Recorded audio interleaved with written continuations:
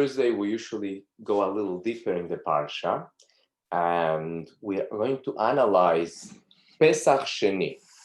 In our parasha, there is this story of the first Pesach sacrifice that the Jewish people offer in the desert, and the story of the Jews that were impure at that time, and they said, Lama nigara, why should we be less and not be able to offer the Korban Pesach? As we will see soon, these people were not bad people, they were impure by Moshe's commandment, because this was right after the inauguration of the temple. At the inauguration of the temple, Nadav and Avihu, the two sons of Aaron, got very overwhelmed with emotion and wanted to offer to God ketoret, incense, but they were not ordered to do so. Therefore, they died, and they couldn't be buried by the immediate family, which were the Kohanim, because they had to work in the temple. Therefore, Mishael and Elitzaphan, their cousins, were commanded by Moshe to bury them. They were impure. They couldn't bring the Pesach, and say, why should we miss out on bringing the Korban Pesach? So God said to them, don't worry. A month later, we'll have a chance. Anybody who was impure or was far away, was unable to do it. A new holiday was invented just for them. It's a very powerful lesson that if you're unable to do a mitzvah and you cry and ask Hashem, I want to do it, please, you'll be giving the opportunity. So, according to the Hasidut, the Tzemach Tzedek explains why they had to wait a whole month. Because other holidays, they have tashlumim, way to make up if you miss on something immediately. Right away, you can, the next, we just celebrate Shavuot, the next week after Shavuot, people will bring in tashlumim. So why Pesach Sheni, we have to wait a whole month? So the Tzemach Tzedek explains that Pesach Sheni is a holiday that represents the next step after the Exodus from Egypt. So the first step was to go away from Egypt, which in the service of Hashem today means sur merah, go away from evil. There is something that's evil, Egypt, get out of there. Now, this is the month of Nisan. The month of Iyar is a second level. As the King David said in the Psalm, Sur merah v'asetov, go away from evil and do good. So the month of Iyar, which is the month where we have a unique mitzvah every day, which is counting the Omer, which counting the Omer is all about doing good, because it's about transforming our negative character traits into positive ones. So it had to be done in a second month. In more Kabbalistic term, one is it kafia. With it, kafia means to control your evil impulses, which means I'm tempted to do something bad and I control myself, I don't do it. So what does it mean? I'm going away from it. And month of Iyar is a set of the good, which is itapcha, which means to transform the negative into positive. I don't withdraw, I don't run away from it, but I look for a way to make it good, my negative impulse. And that's why the difference between the first Pesach, when we have to get rid of the chametz, and can't have any chametz which symbolizes the negative in our lives, we get rid of it. And Pesach Sheni, no problem. You can still have chametz in your home as long as you do the Korban Pesach, you eat the matzah and the maror. Now,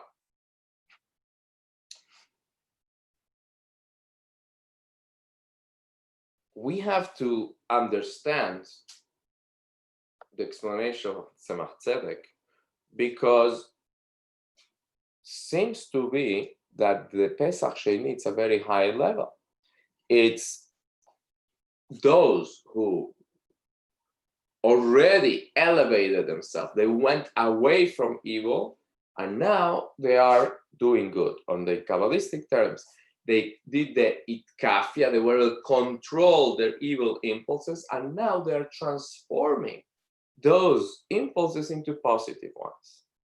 But if you look at the story, it seems to be that the whole idea of Pesach Sheni, the second Pesach, is for people that didn't do the first Pesach.